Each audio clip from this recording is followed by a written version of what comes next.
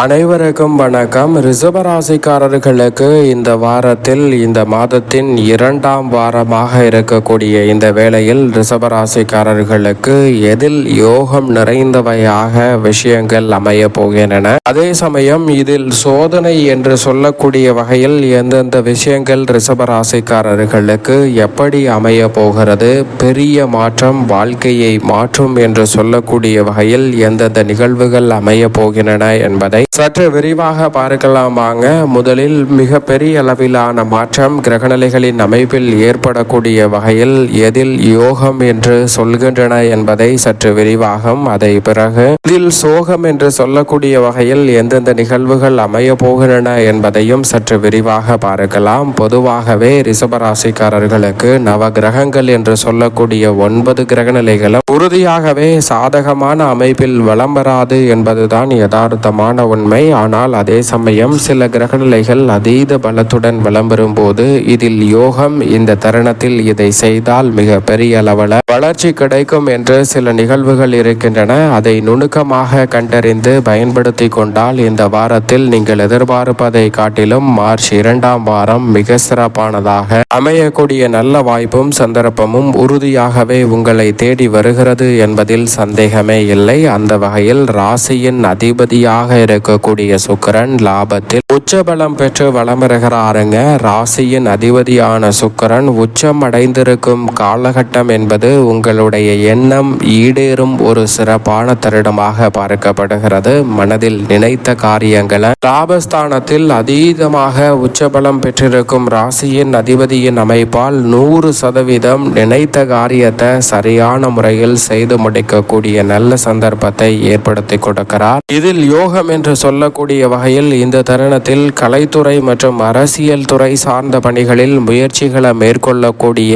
ரிஷபராசிக்காரர்களுக்கு நிச்சயமாக யோகமும் அதிர்ஷ்டம் நிறைந்த வாய்ப்புகளும் உங்களை தேடி வரும் சிறப்பான தருணமாக இந்த வேலையை மாற்றி கொடுக்க போகிறது. பெரிய அளவிலான காரிய தடை, சிரமம், சிக்கல் என்று சொல்லக்கூடிய வாழ்க்கைக்கு தேவையான பல நல்ல விஷயங்களை இந்த தருணத்தில் அடிப்படையில் இருந்தே பூர்த்தி செய்து கொடுக்க போகிறாருங்க ராசியின் அதிபதியான சுக்கிரன். எனவே தடுமாற்றங்கள் அனைத்தும் மாறி முன்னேற்றம் நிறைந்தவையாக மாறக்கூடிய நல்ல வாய்ப்பும் சந்தர்ப்பமும் இந்த தருணத்தில் உறுதியாகவே கிடைக்க இருக்கிறது. அதோடு மட்டுமல்லாது இந்த தருணத்தில் பல வகையில் இருக்கக்கூடிய பிரச்சனைகளும் சிரமங்களும் விலகுவதோடு நீங்கள் எதிர்பார்க்கக்கூடிய முன்னேற்ற வாய்ப்புகளை சிறப்பாக மாற்றிக்கொள்ளக்கூடிய நல்ல சந்தர்ப்பம் இந்த தருணத்தில் சிறப்பாக உங்களை தேடி வருவதற்கான வாய்ப்புகள் நிச்சயமாக உண்டு. அதோடு மட்டுமல்லாது இந்த தருணத்தில் வேலை பார்க்கும் இடத்தில் பல நல்ல வெற்றி வாய்ப்புகள் உங்களை தேடி வருகிறது. கடன் ரீதியான தொல்லைகள் உள்ளிட்ட பல பிரச்சனைகளுக்கு நல்ல தீர்வு கிடைக்கக்கூடிய நல்ல சந்தர்ப்பத்தை இந்த தருணத்தில் ராசியின் அதிபதியான சுக்கிரன் ஏற்படுத்தி கொடுக்கிறார். அதை மேலும் வலுப்படுத்தக்கூடிய வகையில் இதில் யோகம் என்று சொல்லக்கூடிய வகையில் ராசியின் அதிபதியான சுக்கிரனின் நட்பு கிரகமாக இருக்கக்கூடிய சனியும் லாபஸ்தானத்தில் அதீத பலத்தை அள்ளி கொடுக்கக்கூடிய அமைப்பில் இணைந்து வலம் வருகிறாருங்க. சனி மற்றும் சுக்கிரன் ஆகிய இரு கிரகநிலைகளும் லாபஸ்தானத்தில் இணைந்திருக்கும் இந்த வேலை என்பது மிக பெரிய அளவிலான நன்மையும் முன்னேற்றமும் உங்களுக்கு நிச்சயமாக உண்டு. உங்களுடைய வாழ்வில் ஊதிய உயர்வு, பதவி உயர்வு, தொழில் ரீதியாக நிரந்தர வாய்ப்புகள், தொழிலில் நல்ல லாபம், உத்தியோகத்தில் நல்ல சிறப்பான வளர்ச்சி போன்றவை மிக வலுவாக கிடைப்பதோடு மட்டுமல்லாது நிர்வாகத்தினரின் ஒத்துழைப்பு, நிரந்தர வேலை வாய்ப்பு என மனதிற்கு பிடித்த பல நல்ல வாய்ப்புகளும் சந்தர்ப்பங்களும் இந்த தருணத்தில் நிறைவாக கைகூடும். புதிய வேலை வாய்ப்பிற்காக ரிஷபராசிக்காரர்கள் முயற்சி செய்யும் போது நிச்சயமாக வெற்றி கிடைக்கும் என்பதை ராசியின் அதிபதியான சுக்கிரனும் சனியும் இணைந்து லாபத்தை வலுப்படுத்துவதால் இரட்டிப்பு நன்மை இந்த தருணத்தில் நிச்சயமாக கிடைக்க இருக்கிறது. அதோடு மட்டுமல்லாது உறுதியாகவே இந்த வேளையில் நீங்கள் நினைப்பதை விட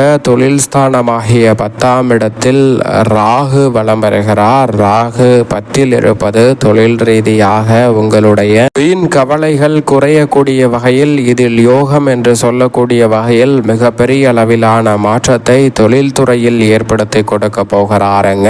சொந்த கட்டிடத்திற்கு தொழிலை மாற்றுதல் உள்ளிட்ட பல நல்ல காரியங்கள் இந்த தருணத்தில் தடையில்லாமல் நிச்சயமாக ராகுவின் அமைப்பால் ரிஷபராசிக்காரர்களுக்கு கைகூடுகிறது. ராகுவுடன் இணைந்து செவ்வாய், சுதன், சூரியன் போன்ற கிரகநிலைகள் வலம் வருகின்றன. செவ்வாய் மிக வலுவாக தொழில் ஸ்தானத்தை வலுப்படுத்தக்கூடிய இந்த தருணம் என்பது யோகமான அமைப்பாக பார்க்கப்படுகிறது. தொழில் ஸ்தானம் வலுவடைந்திருக்கும் இந்த வேளையில் உறுதியாகவே உங்களுடைய திறமை மேம்படுவதோடு தொழில் ரீதியாக நல்ல முன்னேற்றம் இந்த தருணத்தில் உண்டு. இழப்புகளை ஈடு செய்யக்கூடிய வகையில் சிறப்பான தொழில் ரீதியான வளர்ச்சி நிச்சயமாக உங்களை தேடி வரும் சிறப்பான வேலையாக அமைய போகிறது. அது மட்டுமல்லாது குருவின் சுப பார்வையும் செவ்வாயின் மீது பதிவதால் குரு மங்கள யோகம் நிறைவாக கிடைக்கிறது. குரு மங்கள யோகம் நிறைவாக கிடைப்பதால் இதில் யோகம் என்று சொல்லக்கூடிய வகையில் திருமணம் உள்ளிட்ட பல சுப நிகழ்வுகளை முயற்சி செய்யும் ரிஷபராசிக்காரர்களுக்கு சுப நிகழ்வுகள் எளிதில் கைகூடும் சிறப்பான வேலையாகவும் இதில் யோகம் என்று சொல்லக்கூடிய வகையில் அவை கைகூடும் தருணமாகவும் அமைய போகிறது. அதோடு மட்டுமல்லாது குடும்பத்தில் பல்வேறு வகையான பிரச்சனைகளும் சிரமங்களும் இந்த தருணத்தில் நிச்சயமாக கட்டுக்குள் வரும். பண பற்றாக்குறை விலகி நீங்கள் எதிர்பார்க்கக்கூடிய சிறப்பான வளர்ச்சியையும் முன்னேற்றத்தையும் உறுதியாகவே ரிஷபராசிக்காரர்கள் சந்திக்கக்கூடிய நல்ல சந்தர்ப்பம் இந்த தருணத்தில் நிச்சயமாக கிடைக்க இருக்கிறது. எனவே தவறவிடாமல் இந்த வேலையை ரிஷபராசிக்காரர்கள் சரியாக பயன்படுத்தி கொண்டால் பல நெருக்கடிகளையும் சிரமங்களையும் முழுமையாக களைந்து முன்னேற்றம் நிறைந்த வேலையாக மாற்றிக்கொள்ள முடியும். அதோடு மட்டுமல்லாது வித்யாகாரகரான புதனும் அங்கு வலம் பெறுகிறார். அவர் வக்ரகதியில் வலம் பெறுகிறார். சூரியனுடன் இணைந்து வலம் வரக்கூடிய புதன் புத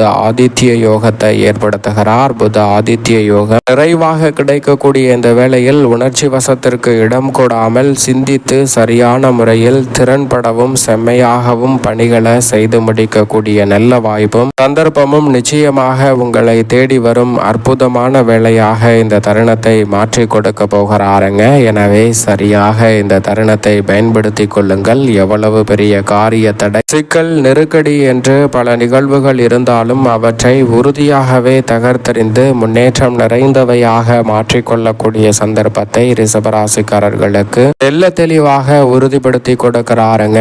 சுக்கிரன் மற்றும் சனி மற்றும் ராகுவுடன் இணைந்திருக்கக்கூடிய சூரியன், புதன் போன்ற கிரகநிலைகளும் எனவே சிறப்பான வளர்ச்சி நிச்சயமாக இதில் யோகம் என்று சொல்லக்கூடிய வகையில் இந்த கிரகநிலைகளின் அமைப்பால் உண்டு. ராகு மிக வலுவாக வக்ரகதியில் பின்னோக்கி நகரக்கூடிய வேளையில் மோட்சக்காரகரான கேதுவும் பின்னோக்கி நகர்ந்து கொண்டிருக்கிறார். இந்த வேளையில் குரு பகவானும் வக்ரகதியில் வலம் வருகிறார். புதனும் வக்ரகதியில் வலம் வருகிறார். 4 கிரகநிலைகள் வக்ரகதியில் பின்னோக்கி நகர்கின்றன. சுகமான இடத்திலிருந்து சிறப்பான வளர்ச்சியையும் முன்னேற்றத்தையும் ஏற்படுத்தி கொடுக்கக்கூடிய இடத்தை நோக்கி நகர்வதால் இந்த தருணத்தில் பல வகையான நெருக்கடிகளும் சிரமங்களும் நிச்சயமாக கட்டுக்குள் வரும். நீங்கள் எதிர்பார்ப்பதை விட ரிஷபராசிக்காரர்களுக்கு சிறப்பான வளர்ச்சி நிச்சயமாக உண்டு. நிழல் கிரகமான ராகு மற்றும் கேது இந்த தருணத்தில் எதிர்மறையான சிந்தனையையும் பயத்தையும் விலக்கி நன்மை நிறைந்தவையாக மாற்றி கொடுக்கின்றன. ஆனால் அதே வேளையில் இந்த தருணத்தில் மிக வலுவாக சாதகமற்ற அமைப்பில் குரு தனஸ்தானத்தில் வக்ரம் பெற்று ஜென்மத்தை நோக்கி வருகிறார். இது நிச்சயமாக சாதகமற்ற அமைப்பாக ரிஷபராசிக்காரர்களுக்கு உறுதியாகவே பார்க்கப்படுகிறது. எனவே ரிஷபராசிக்காரர்கள் இந்த தருணத்தில் கூடுதல் கவனத்துடன் இருந்தால் பல நெருக்கடிகளை தவிர்த்து முன்னேற்றம் நிறைந்த ஒரு தருணமாக மாற்றிக்கொள்ளக்கூடிய சந்தர்ப்பம் இந்த வேளையில் நிச்சயமாக கிடைக்கும். குடும்ப ரீதியாக உறவுகளுக்கிடையே தேவையற்ற மனக்கசப்பு